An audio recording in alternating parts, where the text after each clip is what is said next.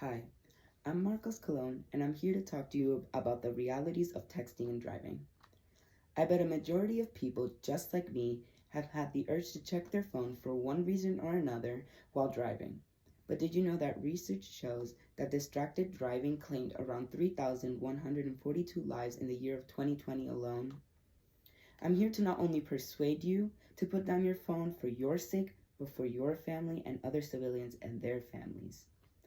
I recently got my permit a few months ago, and I know how it feels to have that urge to check your phone whenever you're at a red light or maybe you're waiting for a very important text message or call.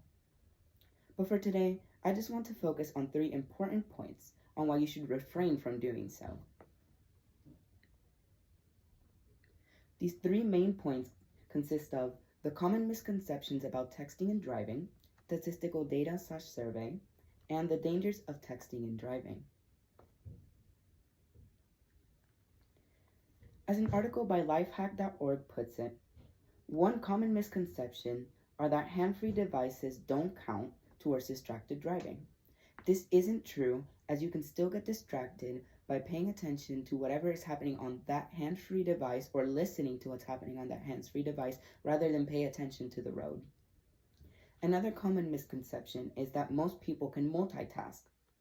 This is also false because it's only around 2% of the entire population can actually multitask properly. But even then, it's still very dangerous to do so, as driving requires 100% of a person's attention. The third common misconception is that it's okay to read text while driving but not send them back. Regardless of what the circumstance is, having anything take away your mind, eyes, and attention away from the road can have serious consequences. Now that I've told you a little bit about the misconceptions about texting and driving, I want to shift your focus to this graph that shows some more information. This graph was put together by Texas A&M Transportation Institute, and it shows that a lot of people don't tend to blame themselves for actually texting and driving and don't hold themselves accountable. Most people actually tend to say that others do more texting and driving than they do themselves. Essentially, what they're saying is, no, I'm not the one texting and driving, but you should watch out for everyone else. And this isn't a good mentality to have.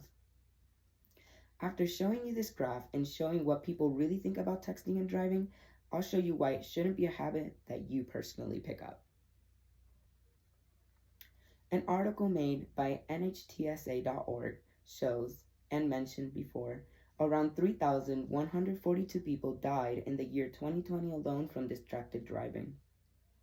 A little example that they've put together is, if you were going 55 miles per hour and look at your phone for just 5 seconds, that would be the equivalent of going through a whole football field blind.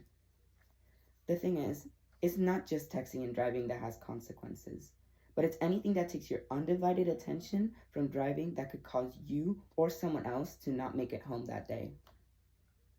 I know it sounds very vulgar putting it that way, but it's the truth.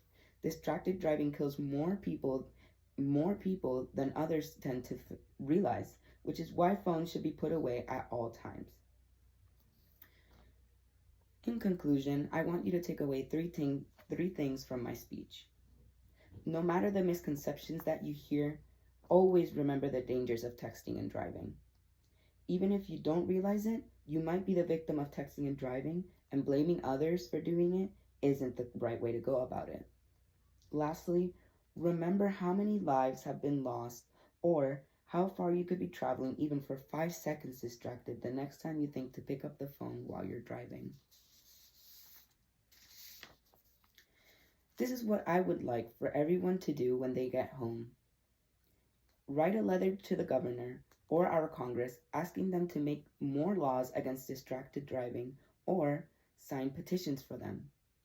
I know this may be time-consuming or not available for everyone for various reasons, like jobs, kids, no access to internet, or maybe some financial struggles, which is okay. But at the minimum, please take away that you should always put away your phones when you're driving. Thank you so much for listening to my speech, and have a great day.